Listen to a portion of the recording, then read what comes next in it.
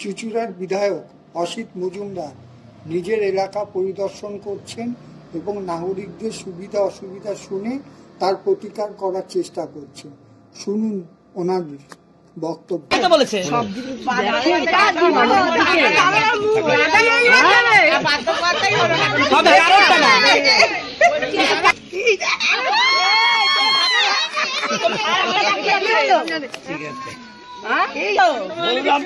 করে দেবে তো বলেছে।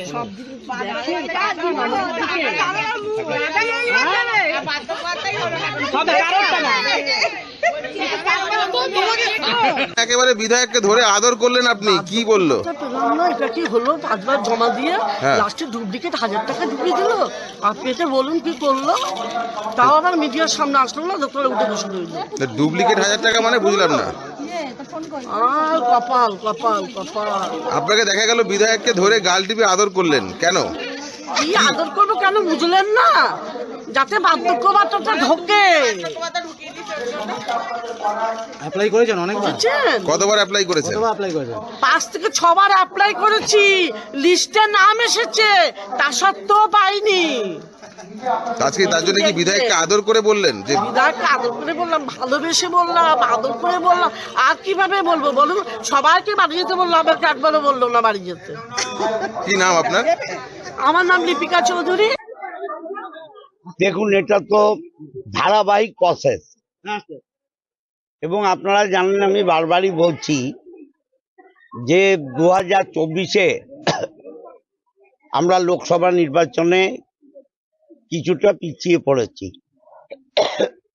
এই পিছিয়ে পড়ার কারণ অনুসন্ধান করতে আমি মানুষের দরজায় দরজায় যাচ্ছি, সমস্ত পঞ্চায়েতের মেম্বারদের, প্রধানদের, দলের নেতৃত্বকে সঙ্গে নিয়ে।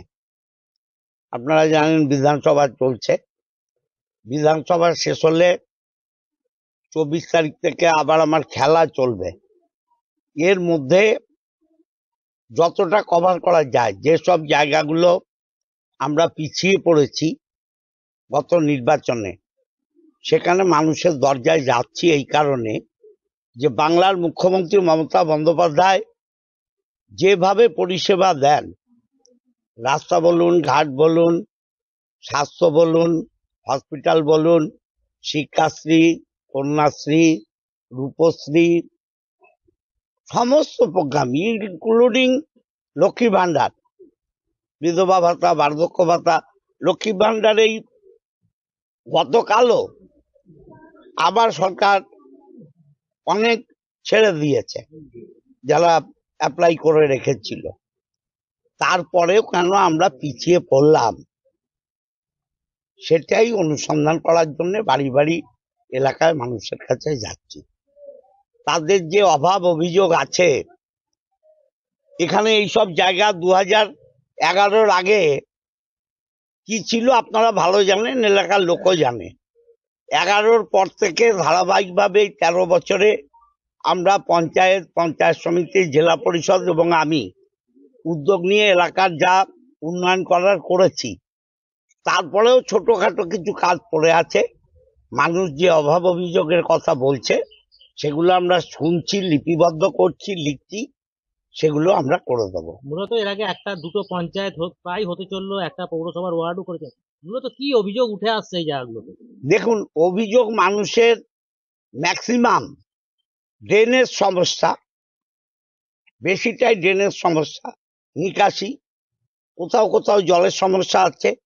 জল তো এখন চিফ মিনিস্টার নিজেই দেখছেন, জলের প্রেশার যেখানে কম আছে সেগুলো চিফ মিনিস্টার নিজে দেখছেন। এবং জল বিভিন্ন জায়গায় চুরিও হচ্ছে, অনেকে পাম্প বসিয়ে জল তুলে নিচ্ছে, সেগুলো সরকার কেস করছে, পুলিশকে এফআইআর করার পারমিশন দিয়েছে। মানুষের বেশি অভিযোগ ড্রেনেজ সিস্টেম, কেউ কেউ লক্ষ্মী ভান্ডার, কেউ কেউ বার্ধক্য ভাতা, বিধবা ভাতা, এগুলো। আমাদের ভিডিও ভালো লাগলে লাইক ও শেয়ার করুন, কমেন্ট সেকশনে গিয়ে জানান আপনাদের মতামত। আরও ভিডিও পেতে আমাদের চ্যানেলকে সাবস্ক্রাইব করুন এবং প্রতি মুহূর্তে খবরের আপডেট পেতে প্রেস করুন বেল আইকন।